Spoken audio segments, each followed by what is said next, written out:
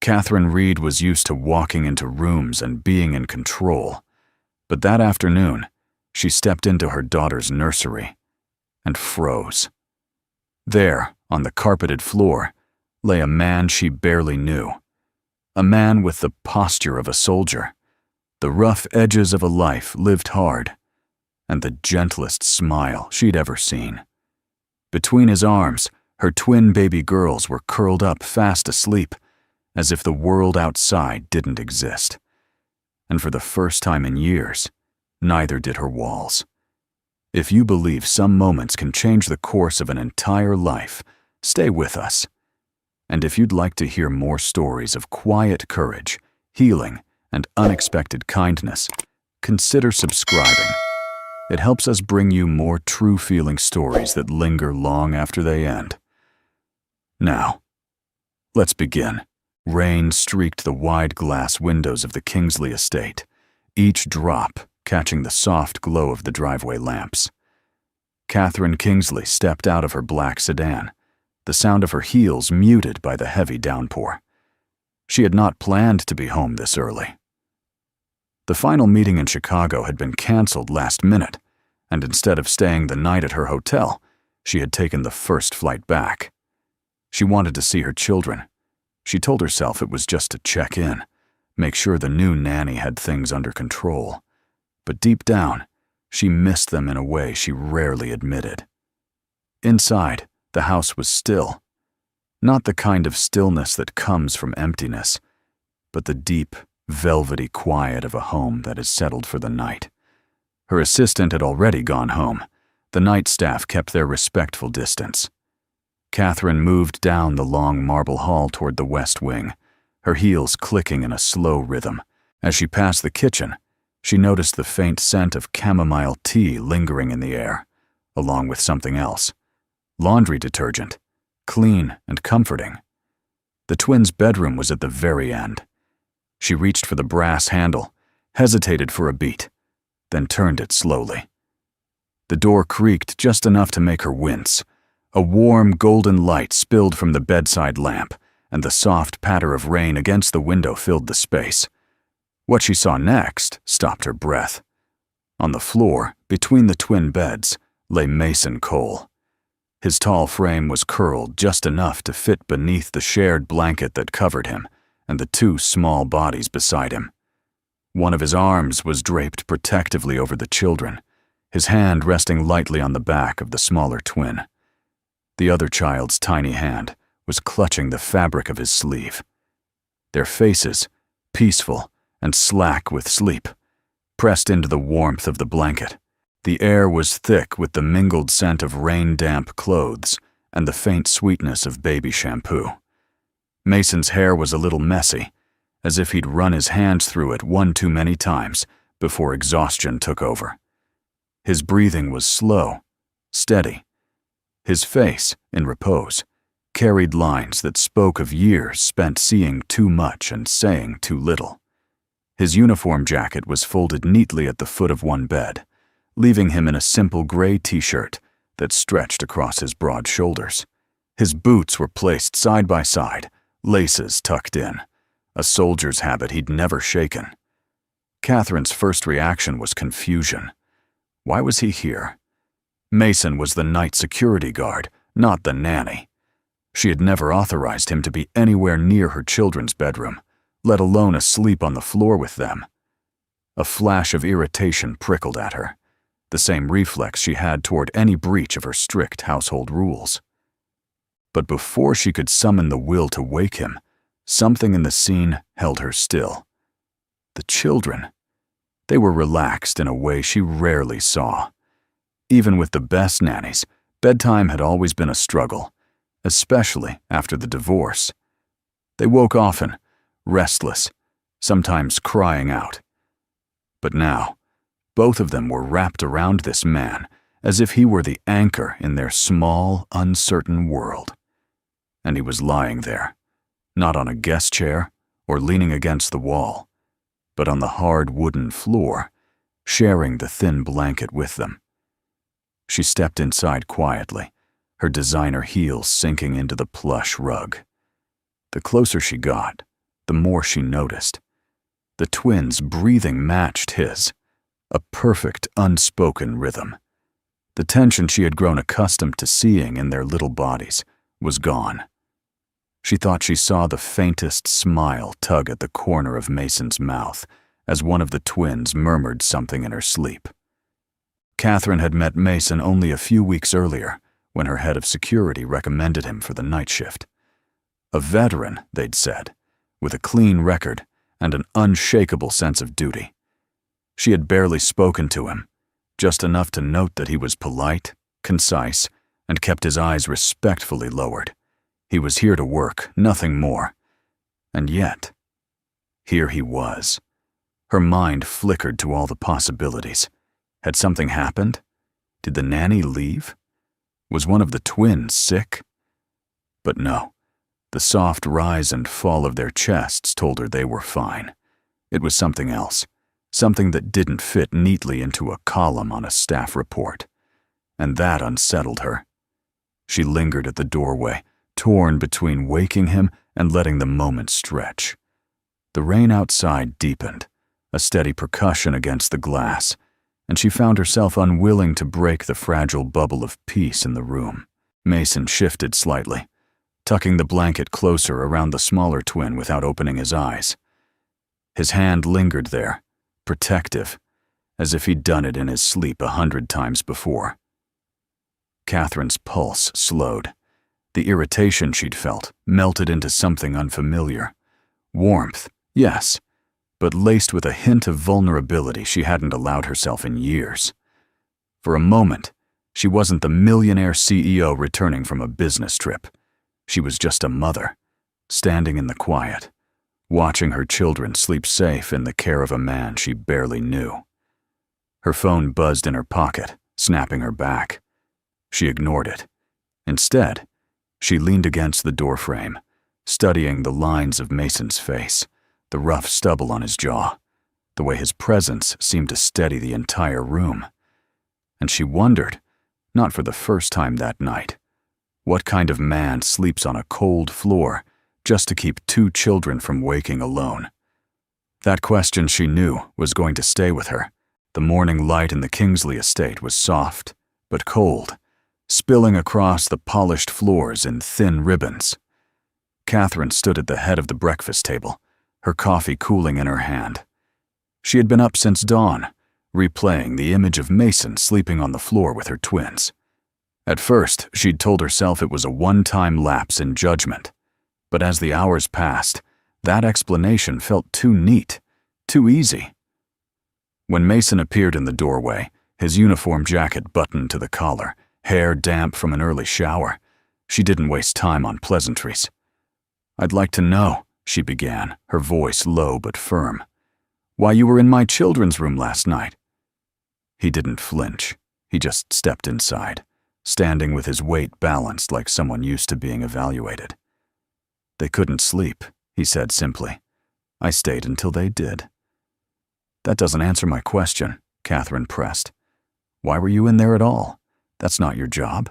Mason's gaze shifted, not evasively, but as if choosing his words with care. "The nanny had an emergency. She left early. The twins were awake. I stayed." There was more to it.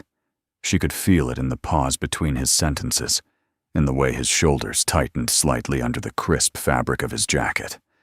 But he didn't offer anything else, and Catherine found herself uncomfortably aware of how steady his voice was. "You should have called me," she said, more out of reflex than conviction. "Maybe," Mason replied, eyes meeting hers briefly. But they needed someone right then. Not a phone call. For a moment, Catherine had no answer. She told herself it was because of his tone, calm, measured, without the slightest trace of apology. But the truth was, she'd heard something in those words she didn't want to admit. A quiet certainty, the kind that comes from living through nights far more urgent than this one. As he turned to leave, she caught a glimpse of his forearm where the sleeve had ridden up slightly. A thick, jagged scar curved from his wrist halfway to his elbow, pale against his skin. It wasn't the kind of mark you got from an accident at home. She recognized the shape of it, the kind that came from shrapnel or worse. For reasons she couldn't explain, the sight shifted something in her. Suspicion gave way to a flicker of curiosity. Later that morning, she called her head of security. "Tell me about Mason Cole," she said. The answer came without hesitation. Marine Corps, 2 tours overseas. Came back with an honorable discharge. No criminal record. Lost his wife to illness 3 years ago. Raising a 9-year-old son on his own. Lives in the Riverstone housing complex. The details landed harder than she expected. She pictured the man she'd seen last night, on the floor with her children, steady and quiet, and tried to reconcile him with the image of a soldier returning from war, carrying scars both seen and unseen. By mid-morning, the calm in the house had fractured. It started in the service hallway near the laundry room, where the housekeeper, Mrs. Drummond, cornered Catherine with a look of moral outrage. "I have to speak plainly, Miss Kingsley," the older woman said. "That man overstepped. Sleeping in the children's room? That's not proper." Catherine held her expression neutral. The circumstances were unusual. The nanny left unexpectedly. Mrs. Drummond's lips pressed into a thin line. "All the more reason to follow protocol. He's the security guard, not family. It's not his place to put himself in that position." The words, "not his place," hung in the air like smoke. Catherine had heard that tone before, in boardrooms, in fundraisers, in quiet country clubs where rules were unspoken but ironclad. The implication was clear. Lines had been crossed. By noon, the murmurs had spread. A pair of junior staff were whispering near the pantry. A driver lingered by the kitchen door, glancing away when she passed. The estate, usually a well-oiled machine, had developed a subtle but unmistakable tension. Catherine found Mason in the security office, reviewing footage from the previous night. "I'm hearing complaints," she said, stepping inside. He didn't look up from the screen. "I figured you would. You're being accused of overstepping." Now he looked at her, eyes level. "If keeping 2 scared kids company counts as overstepping, then yes, I did." It was blunt, and it carried a weight that silenced her for a moment. "People are concerned about boundaries," she said finally. "Boundaries," Mason repeated, as if tasting the word. "I've seen what happens when they're used to keep people from doing what's right." There was no malice in his voice, just a quiet conviction that made it harder to dismiss him outright. Catherine realized, with a small jolt, that this man wasn't going to explain himself in the way she was used to. He would not beg for approval or craft a story to smooth over her discomfort. As she left the room, the low murmur of the rain from the night before still seemed to echo in her mind. She didn't yet know if she trusted him, but she knew one thing with certainty. This was not the last time Mason Cole would unsettle her carefully ordered world. The rain had cleared overnight, leaving the Kingsley estate bathed in a pale winter light. Catherine stood at the edge of the nursery, her arms folded loosely across her chest. The room was quiet, too quiet for children their age. The silence wasn't new. It was a constant hum in the background of her life, but it still pressed against her like a weight she couldn't lift. She had learned to stop expecting chatter, laughter, or the spontaneous squeals that once filled these walls. Ever since her husband's death 2 years ago, Anna and Lily had retreated into a world of their own, speaking in brief whispers to each other, and almost never to anyone else. The string of nannies she'd hired, some with glowing references, others with degrees in child psychology, had all left within a week, worn down not by tantrums or misbehavior, but by the unyielding quiet. When Catherine mentioned it to Mason that morning, she expected a flicker of surprise, maybe pity. Instead, he simply nodded, as if the information settled into a place he already understood. "They don't need questions right now," he said. or pressure. They need space to decide for themselves when to let someone in. She almost laughed, softly, not mockingly. And you think you can get through to them by giving them space? I don't think, he replied, with a half-smile that didn't quite reach his eyes. I know. By afternoon, Catherine found him in the playroom, not standing guard by the door like security staff usually did, but sitting cross-legged on the carpet. A blanket was spread beside him. On it, small wooden blocks were stacked in uneven towers, some leaning precariously, others toppled into colorful piles. Anna sat opposite him, her blonde hair falling in loose strands around her face, clutching a red block. Lily was closer to the wall, knees tucked under her dress, watching but not moving. Mason didn't speak. He didn't gesture for them to come closer or tell them what to do.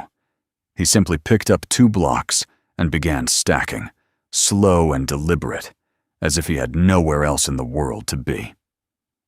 Minutes passed. The quiet in the room shifted, less like a barrier, more like a waiting space.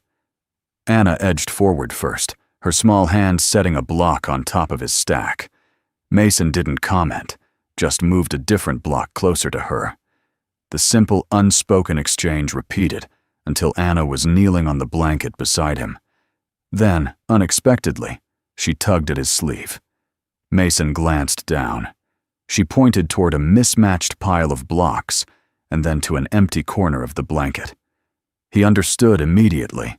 She wanted to start a new tower. Across the room, Lily's lips curved into the faintest smile. It wasn't much, but for Catherine, watching unseen from the doorway, it was more progress than any nanny had made in months.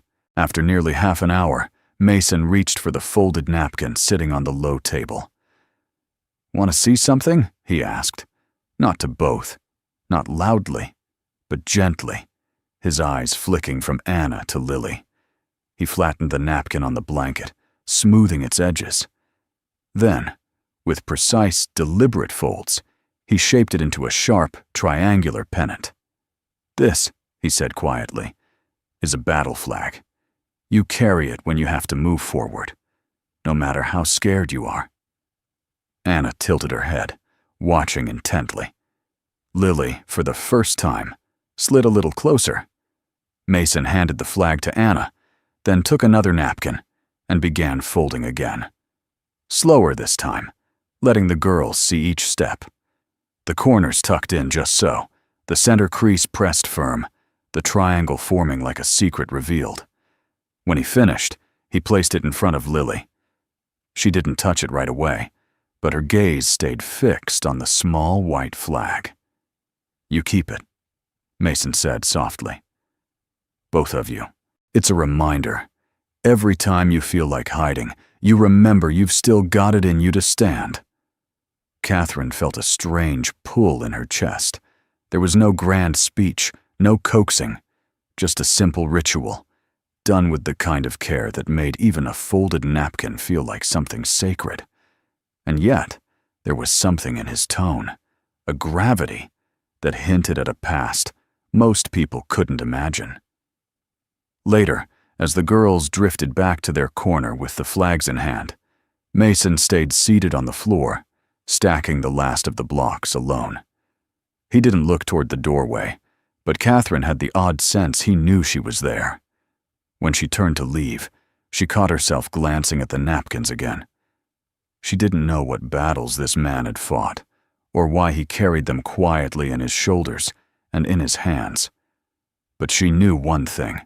He was changing the air in her house, and not by force. It was something far rarer. The sky had been gray all afternoon, but by 3 o'clock, the rain came in hard, pounding the estate's glass windows like fists. Catherine was upstairs in her study, a dozen faces staring at her from the conference screen. The quarterly meeting had already run long. She barely noticed the shift in the rhythm of the storm outside. Downstairs, the house was oddly quiet.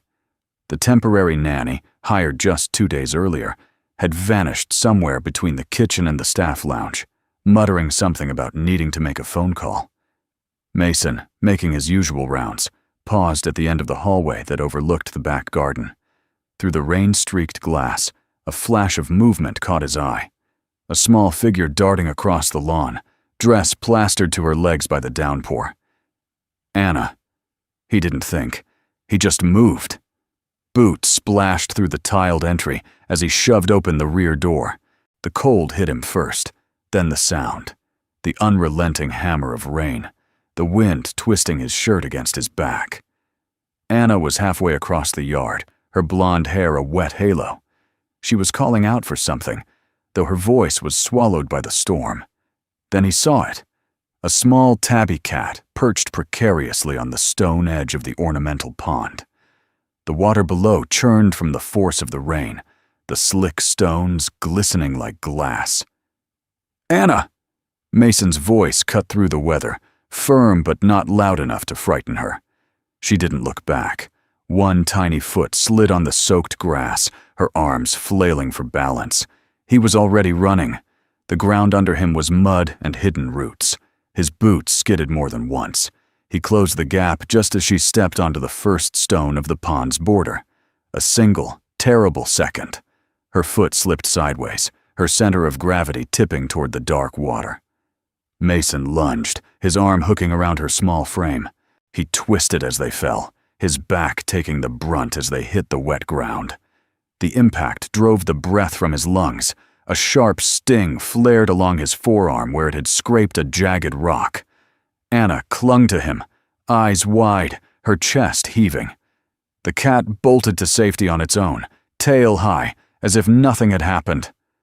Above them, from the second-floor balcony, Catherine had come to investigate the commotion.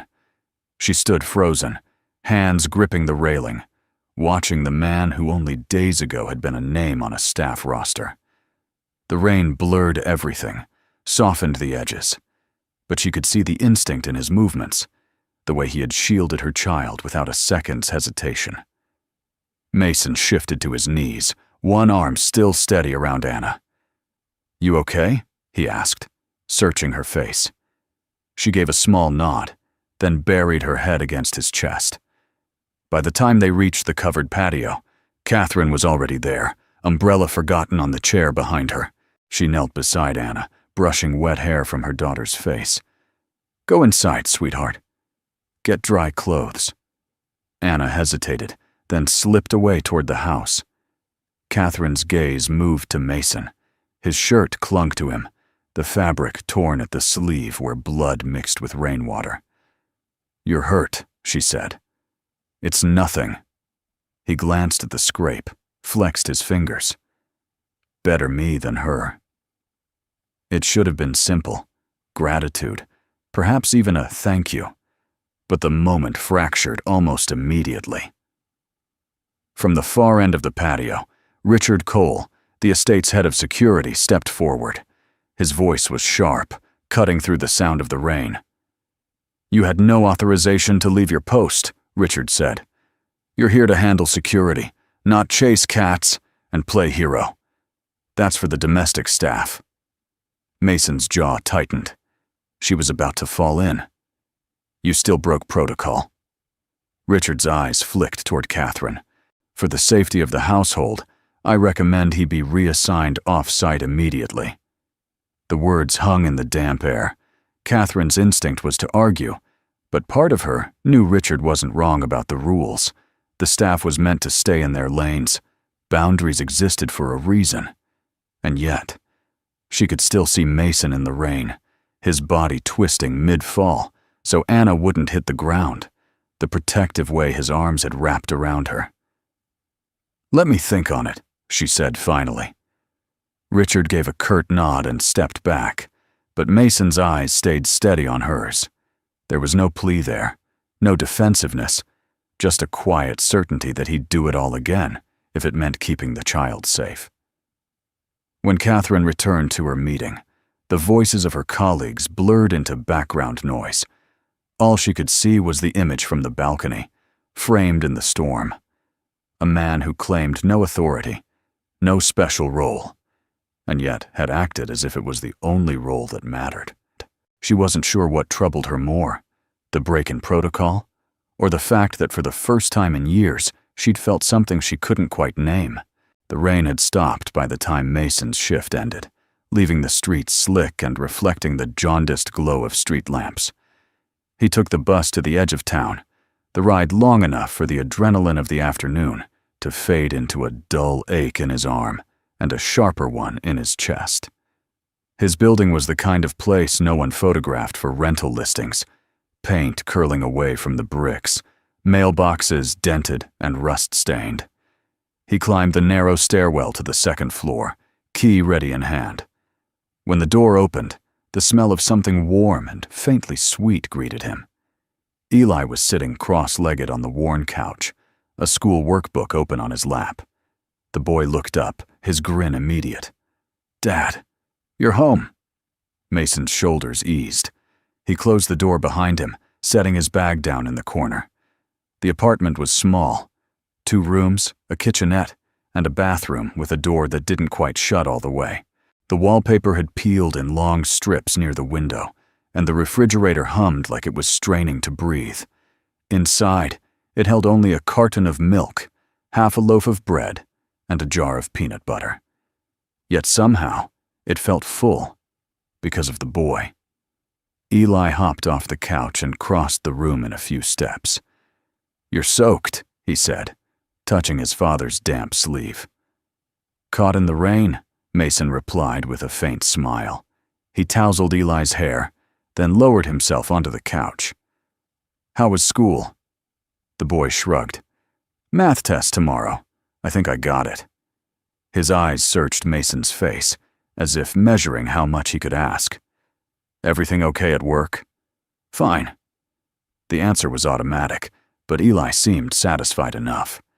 They shared a quiet moment, the only sound the hum of the fridge and the occasional car passing below. Later, when Eli had gone to bed, Mason sat in the dim kitchen, his forearms resting on the table. The scrape on his arm stung faintly, but that wasn't what kept him awake. The flashback came without warning, sharp, intrusive. He was back in the desert, the sun a white fire overhead. His unit had been ordered to hold position until evac, but a call came through. 2 children spotted in the open, too close to an active field. Mason had made the choice to go after them. His sergeant had shouted the order to stand down, but Mason had already moved. By the time he reached the children, gunfire had erupted. The evac came late. In the chaos, one of his closest friends, Staff Sergeant Dale Turner, was hit. Mason had carried him half a mile before realizing the truth. Dale was gone. That decision had cost him more than a commendation. It had planted a weight inside his chest that never left, even after discharge. The nightmares, the what-ifs, the endless second-guessing. It was all there, stitched into the fabric of his days. And maybe that was why, when he saw a child in danger, any child, he couldn't just stand still. Across town, Catherine sat in her own kitchen, far removed from the crumbling paint and the hum of a tired refrigerator. The estate was silent except for the low murmur of the dishwasher. Her mind kept circling back to the image of Mason in the rain, the way Anna had clung to him, the blood on his sleeve. She had questions, too many for a simple employee file to answer. And Catherine Kingsley was not a woman who let questions go unanswered. That was how she found herself in the maintenance wing the next morning, seeking out a man named Kyle Barrett. His name had been on a roster she'd skimmed once, ex-military, honorable discharge, now working as part of the estate's facilities team. Kyle was in the workshop, oil-stained hands deep in the guts of a generator. He straightened when he saw her, wiping his palms on a rag. "Ma'am." "Kyle," she said, keeping her voice even. "You served with Mason Hale, didn't you?" His brow furrowed slightly, but he nodded. "Yeah. Back in '09. Why?" "I want to know more about him.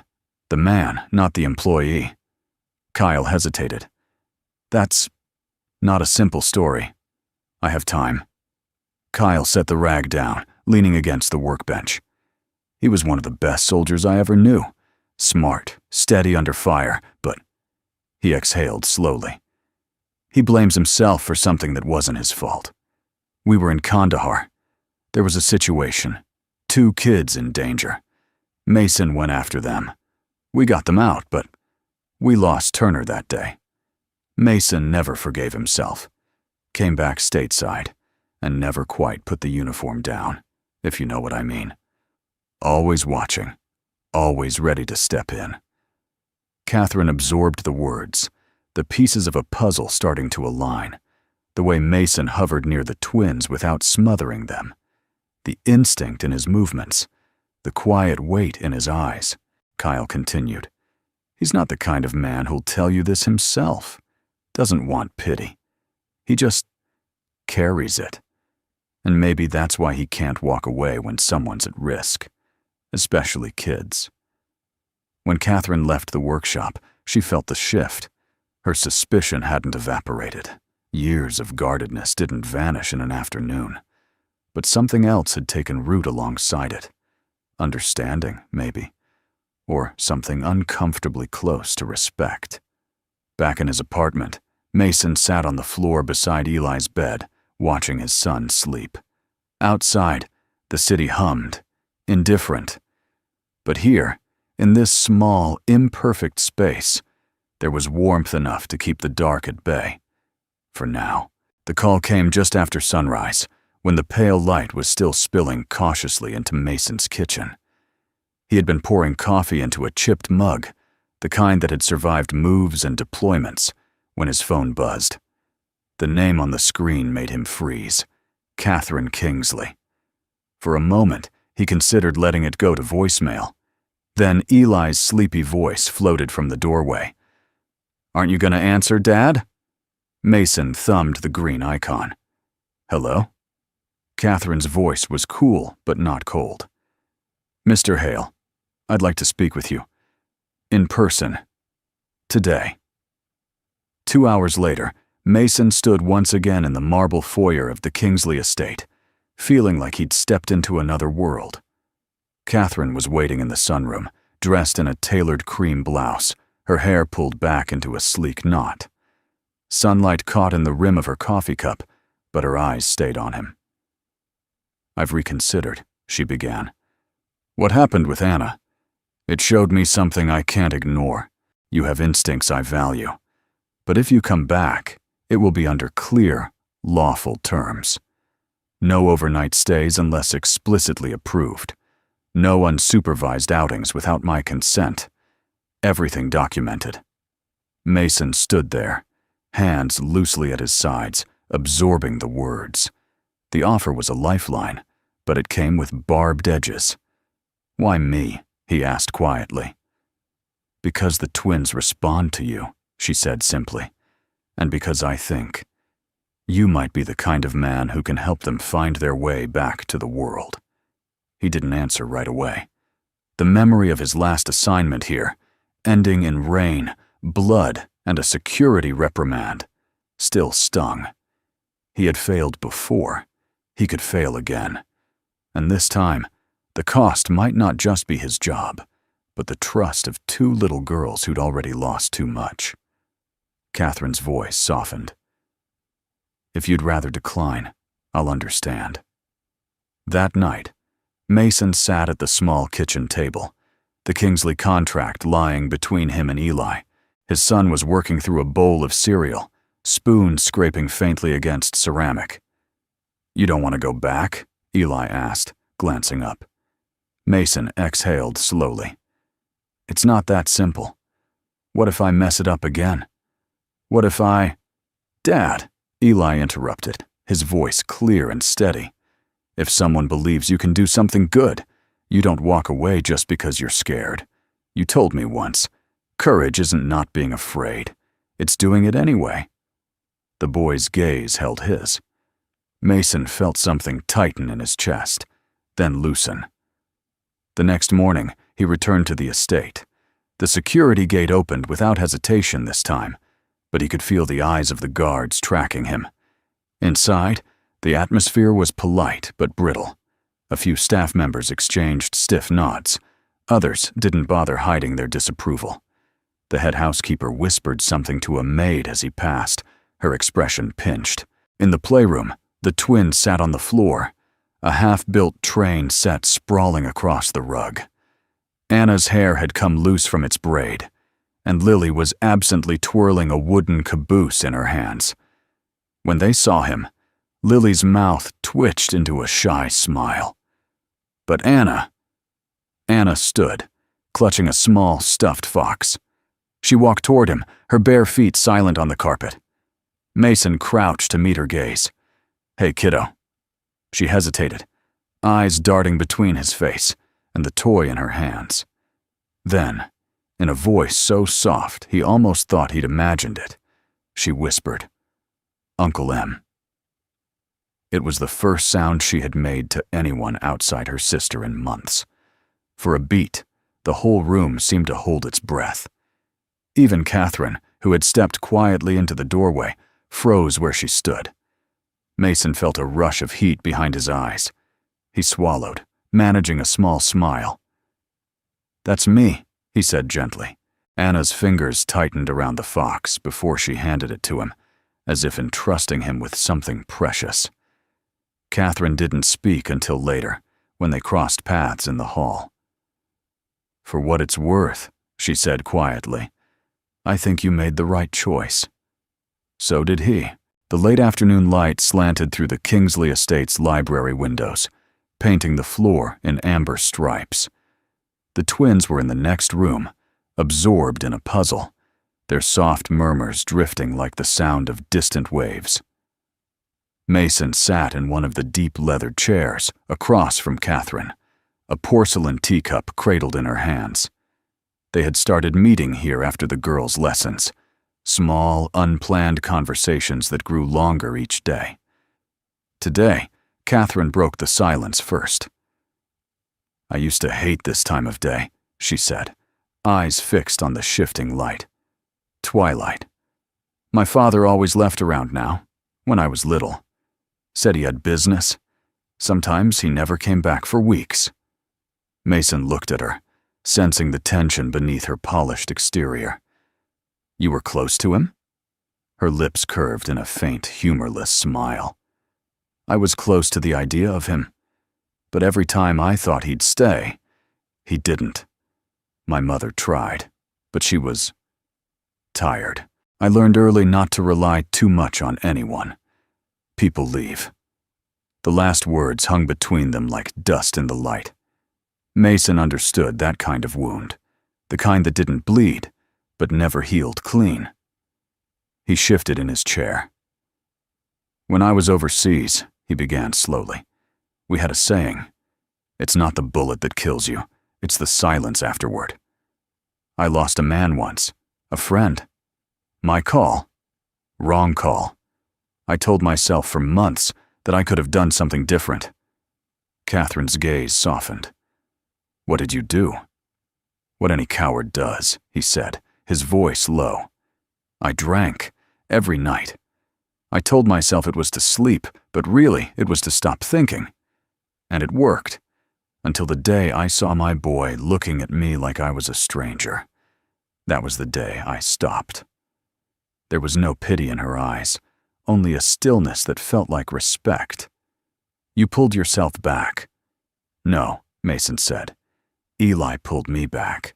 I just followed his voice." For a long moment, neither of them spoke. The air felt different, less like employer and employee, more like two people recognizing the fractures in each other's armor. But in another corner of the house, not all ears were friendly. From the shadows near the library door, a slender figure lingered, phone angled subtly. Derek Hanley, one of the senior estate staff, had never trusted Mason. He had his reasons, some personal, some born of simple resentment. The red recording dot blinked quietly as Mason's voice carried. "My call. Wrong call. I told myself for months." The next morning, the estate hummed with a different kind of energy. Mason felt it as soon as he stepped inside. Conversations cut short when he passed. Glances exchanged over coffee trays.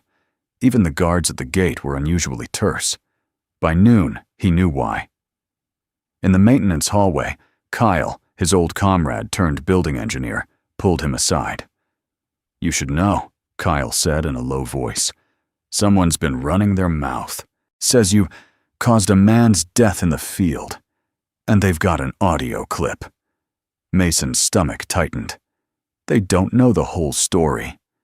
"They don't want the whole story," Kyle replied grimly. "They want you gone." It was a familiar kind of battlefield, this time without sand or rifles. Whispers instead of gunfire, but the same sense of crosshairs on his back. That evening, Catherine found him in the playroom, watching the twins build a cardboard fort. "Something's going on," she said, eyes searching his face. "Half the staff has come to me with concerns. I need to know. Did you say what they claim you said?" "Yes," Mason answered without hesitation. "But not the way they're telling it. I lost someone under my command. I've carried that weight every day since. If that makes me unfit to be around your kids, tell me now."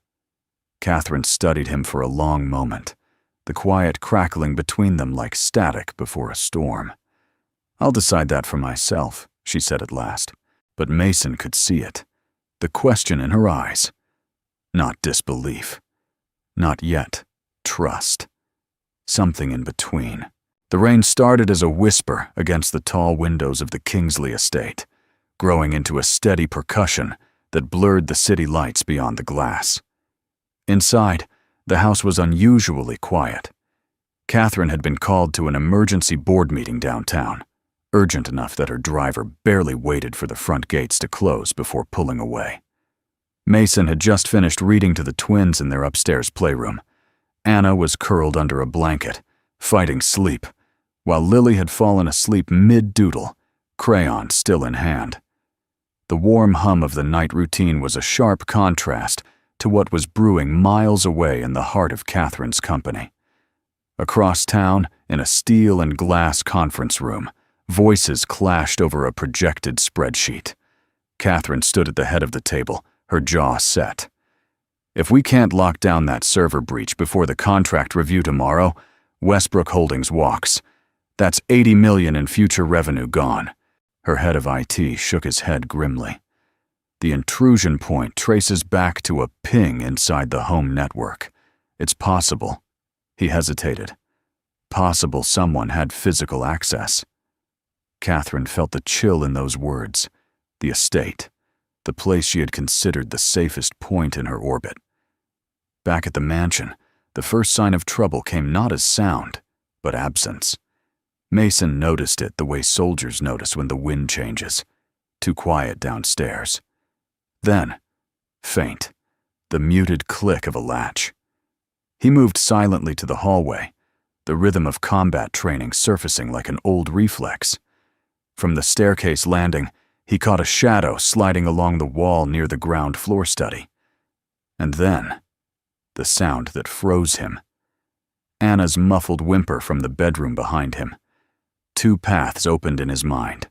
One led down the stairs, toward the study, the server hub, the source of the breach. The other led back to the girls. In war, you calculate the objective. Tonight, the objective was clear.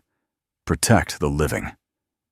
Mason shut the playroom door softly and moved quickly inside, crouching before the twins. "We're going to play a game," he whispered. "Stay under the desk. No sound. No matter what you hear." Anna's wide eyes searched his, and for the first time, Mason saw something beyond fear. Trust. The intruder's footsteps were heavier now, moving toward the hall. Mason slipped out, closing the door without a sound, and positioned himself in the narrow corridor outside the girls' room. The house security alarms, silent for now, hadn't tripped, meaning whoever was here knew the system. A figure emerged from the dim, hood pulled low, a black satchel slung across one shoulder. The man's gaze flicked up in surprise at the sight of Mason. That half-second hesitation was all Mason needed. He moved forward in a controlled burst, catching the man's wrist before it could reach inside his jacket. They hit the wall with a muffled thud. The intruder twisted, striking at Mason's ribs, but Mason pivoted, absorbing the blow and driving the man toward the staircase. The fight was quick, dirty, and without flourish. Both men breathing hard, trading grips and shoves until Mason managed to wrench the satchel free. The intruder bolted down the stairs and into the rain-slicked night, vanishing before Mason could give chase.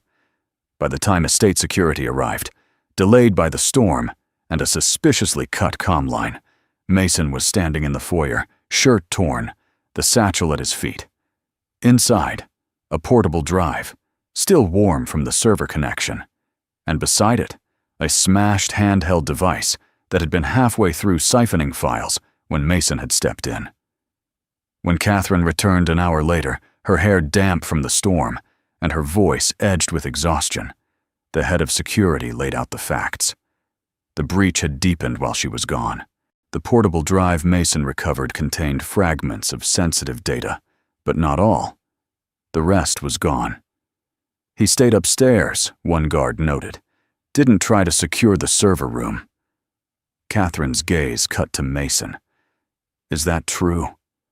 Mason's answer was steady. Yes. I heard them upstairs first. I wasn't going to leave the girls. Her expression was unreadable, caught between gratitude and frustration. That decision cost us critical data, Mason, the kind we can't get back. They're just files, he said quietly. They're not your daughters. The words hung in the room, heavy and divisive. By morning, the story had already fractured the household. Some staff whispered that Mason was a hero who'd put the girls above everything.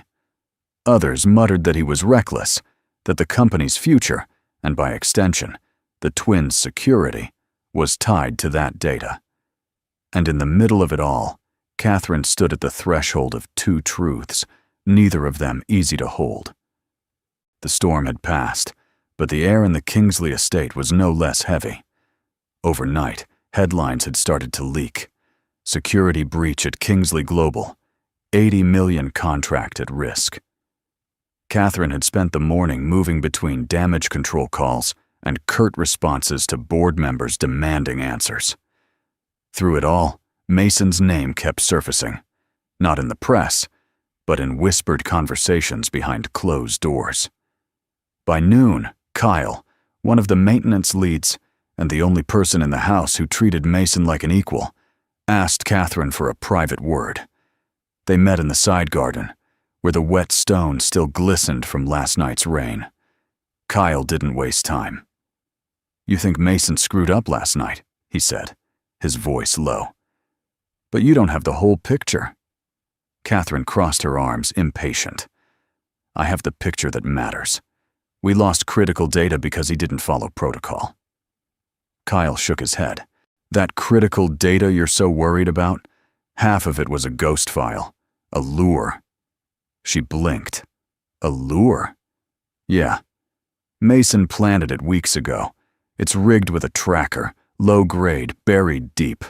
So subtle your IT guys wouldn't even notice unless they were looking for it. And judging from their reaction last night, they weren't." Catherine frowned. "Why would he even—" "Because," Kyle interrupted, "the man who broke into your server room isn't just some corporate thief.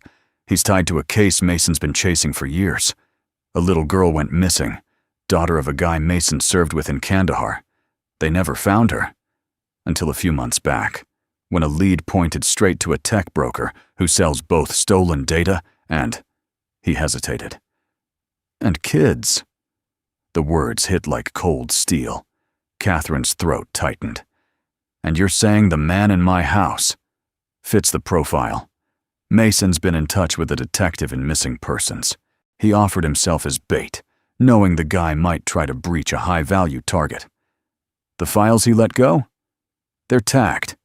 As we speak, that detective is following a breadcrumb trail Mason set." Catherine took a slow breath, the weight of the revelation pressing down. Images from last night replayed in her mind.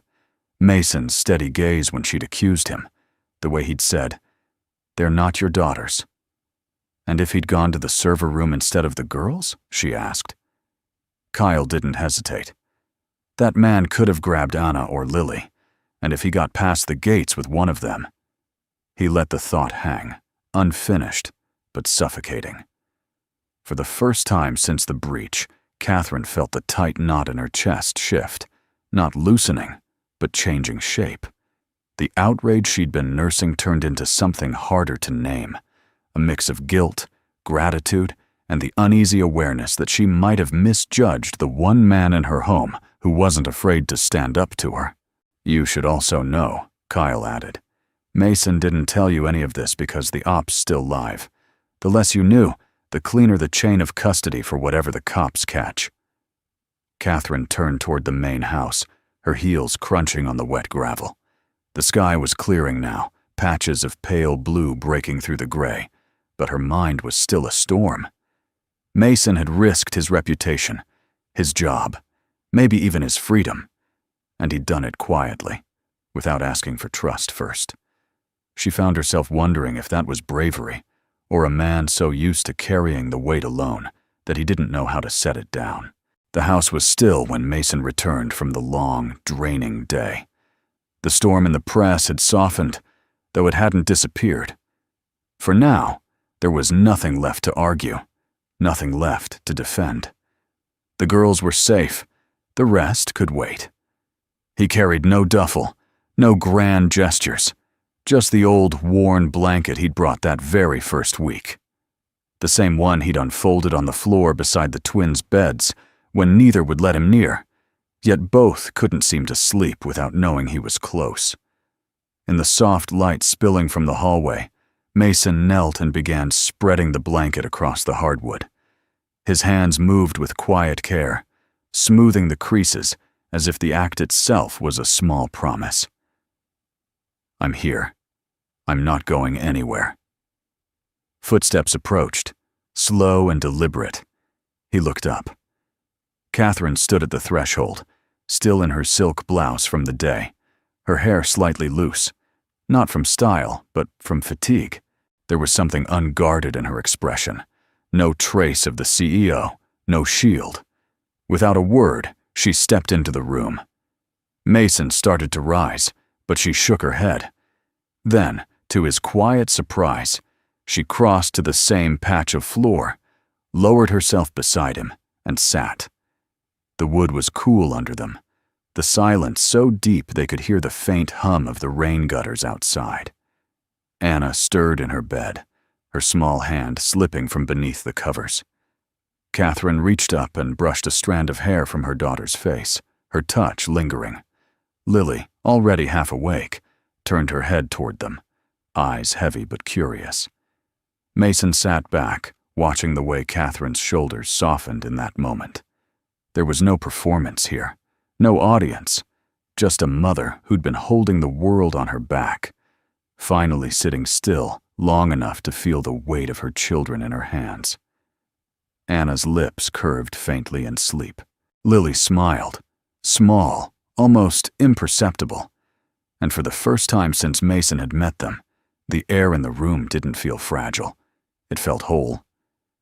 Catherine glanced at Mason, and in that shared look was something unspoken, but undeniable. The walls between them had shifted, not crumbled in a grand collapse, but eased apart, just enough for a bridge to fit. Minutes passed. No one spoke. They didn't need to. When they finally stepped out into the hall, Catherine paused at the railing, looking down at the darkened foyer. "I've been thinking," she said quietly. "You were right about one thing. Floors are better than walls. Sometimes you need to meet people where they are, not wait for them to climb up to you." Mason tilted his head. "That work in boardrooms, too?" A corner of her mouth lifted. "Maybe, but I wasn't talking about boardrooms."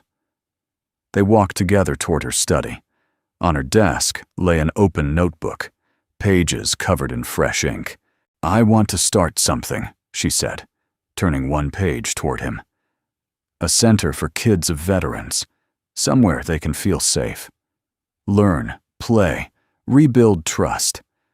Most of them have been through more than they should ever have to. Mason's gaze lingered on the sketches, rooms with open spaces, therapy corners, play areas. You're serious about this? Yes. And I don't want just a donation with my name on a plaque. I want it built right. I want you in it from the ground up. He hesitated, hands in his pockets. Why me? Catherine looked him straight in the eye. Because you've lived both sides of it. You know what those kids see in the dark. And you don't just talk about helping. You put your body in the way when it counts. Mason didn't answer right away. He thought of Eli, of the nights he'd wondered if he was enough, if anything he did could undo the damage of his own past. He thought of Anna and Lily, and the way a room could change when they felt safe. Finally, he nodded. Then let's build it. But no walls higher than they have to be. Catherine smiled, genuine, tired, but lighter than he'd ever seen it.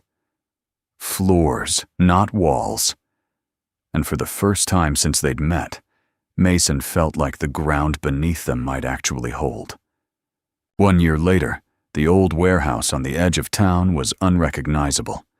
Where once there had been cracked concrete floors and rusted rafters, now sunlight spilled through wide windows onto open play areas, bright murals, and a hum of laughter. The Veterans Children's Support Center had been running for 12 months, long enough for the community to stop calling it Catherine's Project and start calling it Our Place. Long enough for parents who once stood in the doorway, hesitant, to now settle into armchairs with coffee while their kids ran free.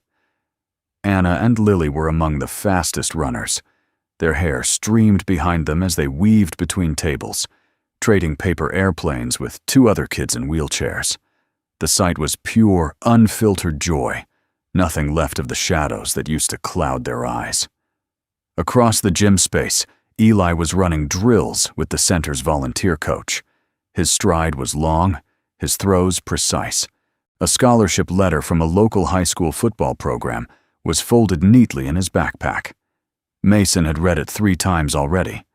He still wasn't sure which meant more, the scholarship itself, or the fact that Eli had started believing he deserved it. That evening, after the last of the children left and the staff locked up, the 5 of them, Mason, Catherine, Eli, Anna, and Lily, walked back to the house together. The air was crisp, carrying the smell of rain-soaked earth from a storm the night before. Inside, the dining table was set, but untouched. Instead, Mason dropped a folded quilt onto the middle of the living room floor. Anna squealed, and Lily clapped, already grabbing pillows. "Tradition?" Eli asked with a smirk. "Tradition," Mason confirmed. It had started as a necessity, those first nights when walls still felt like barriers, and the floor was the only neutral ground. Somewhere along the way, it had become something else. A choice. Catherine emerged from the kitchen with a tray balanced carefully in her hands. Roasted chicken, buttered rolls, salad tossed in a wooden bowl. She set it on the quilt like it was the most natural thing in the world. They ate cross-legged, plates in their laps, passing food hand to hand instead of across polished wood. Conversation drifted easily. Eli's game next weekend, Lily's new art project, Anna's plan to build a cat castle out of leftover cardboard. Mason listened more than he spoke, his gaze moving from one face to the next, as if memorizing the light in the room. At one point, Catherine looked over at him, catching his eye. For a long second, neither looked away. There was no weight to the silence, only understanding. After the dishes were stacked in the sink and the twins had curled up against Eli for a movie, Catherine shifted closer to Mason on the floor. Her voice was quiet enough that it didn't reach the others. "Some floors aren't meant to be slept on," she said, a small smile playing at her lips. "They're meant to be shared." Mason felt something in his chest ease, something that had been braced for years, waiting for the other shoe to drop. He looked around the room again, Eli's arms slung protectively around the girls, the flicker of the television painting warm light across the walls, Catherine sitting close enough for their shoulders to touch. He didn't say it out loud, but the thought was clear. This is it. This is home. And it wasn't built from bricks or shingles or even the perfect safety plan. It was built from trust, from showing up day after day, from learning that walls could keep danger out, but floors could bring people together. Outside, the night settled soft over the house. Inside, laughter spilled across the quilt on the floor, rising and falling like a familiar song. It wasn't the ending Mason would have predicted years ago. It was better. Before we say goodbye, I'd love to know, where in the world are you watching from today? Your stories and your cities make this community feel like one big living room. If this story touched your heart, we'd be honored to have you join us by subscribing. It helps us keep bringing you more moments of hope, kindness, and second chances. Thank you, truly, for spending your time with us.